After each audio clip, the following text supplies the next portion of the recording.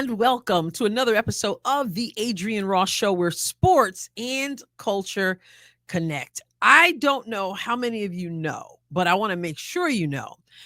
The Indiana Fever head coach, Stephanie White, of course, was a part of a presidential lecture series at Purdue University. I'll be sure to put the link to that video in this video description. And I hope you will find time to watch the whole 1 hour plus. I know we live in a time of, people want quick sound bites. People like, I give you 8.5 minutes. I personally like longer things because I like to feast on things that are worth watching. And this video, I hope you really do get into the whole thing. She's speaking with the president of Purdue University. And of course, she attended Purdue. So it was a welcome home of sorts for Stephanie White. But I'm probably going to talk about a couple things in a couple different videos, I think. But I know what I want to talk about in this video. And I think it's going to really put some people's minds to rest. I've seen some comments, and I've even had conversations. We kind of talked about some of this in my members live stream tonight. And like I said, reading comments, I know that even though the Indiana Fever is stacked on paper, this team should be absolutely wonderful, right? Absolutely good. But people still have some concerns. Some people are going, oh, are they going to be able to gel? Will they find that chemistry? There was such a chemistry with, you can name a player. It doesn't matter who's not there anymore. What's it going to be like? What's the playing time going to be like? Will the veterans, the newcomers who are veterans, be able to accept Caitlin Clark because she's younger, but she's the leader of this team? What are we going to do? Are they going to do rotations? How many minutes?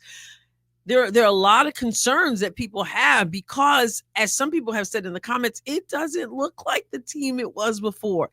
And change is not easy for people, especially people who are observing, right? We like the comfort of things being the way they are.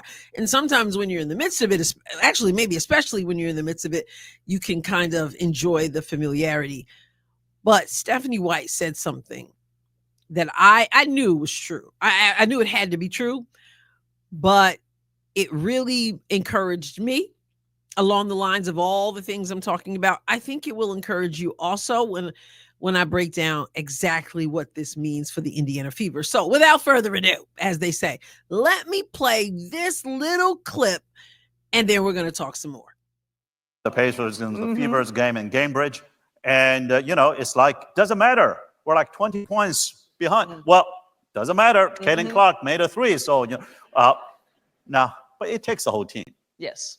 And does this introduce complexity in how you recruit and coach others? I think you have to find the right pieces. When you have players, a player like Caitlin Clark, you got to find the right fit around there. And, for us, a priority was to find veterans because we have young, inexperienced talent who want to be great. Yes, and we found some who want to be successful, but there's no substitute for experience.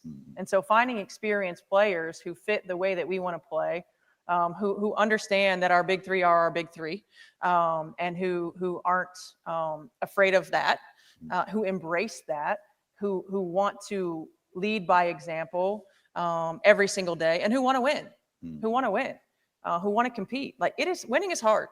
Winning is hard, and you do have to get a little bit lucky. You stay healthy, you get the right draw, you hit your peak at the right time. For us, building chemistry is going to be really important. But surrounding Caitlin and Aaliyah and Kelsey with the right people is more important. But the number one.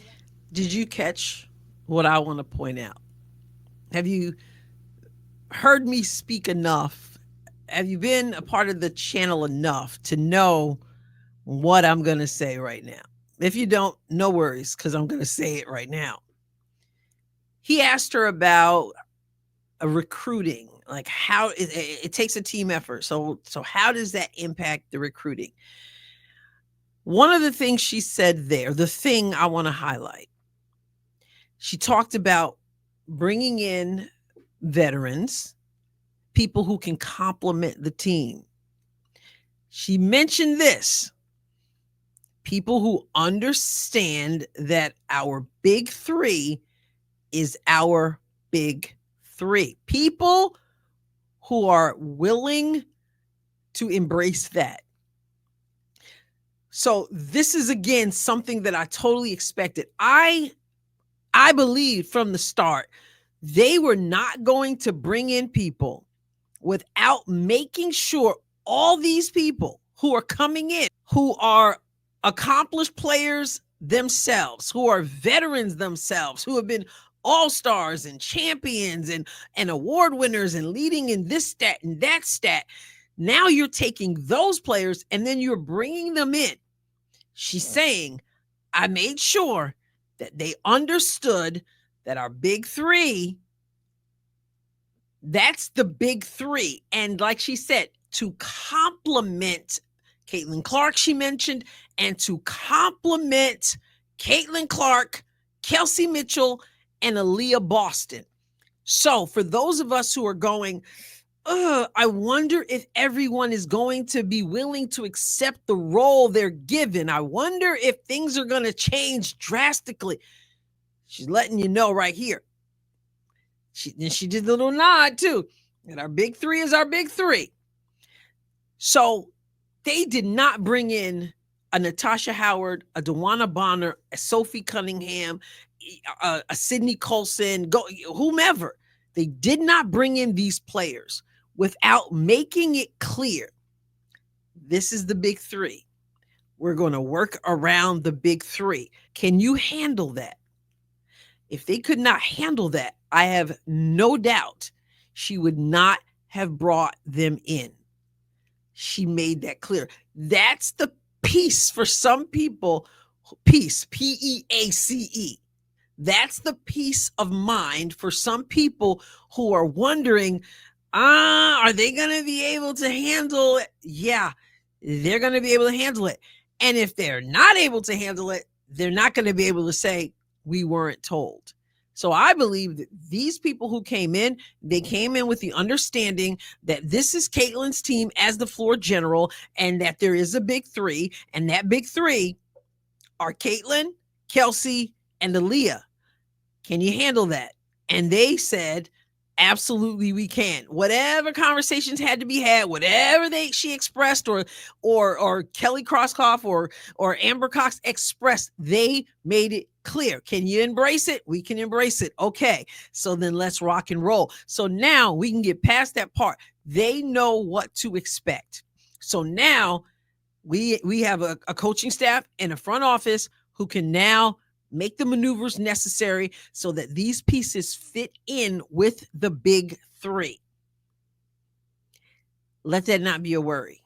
They know, they've been told, they said, yes, ma'am, here they are, and here we go.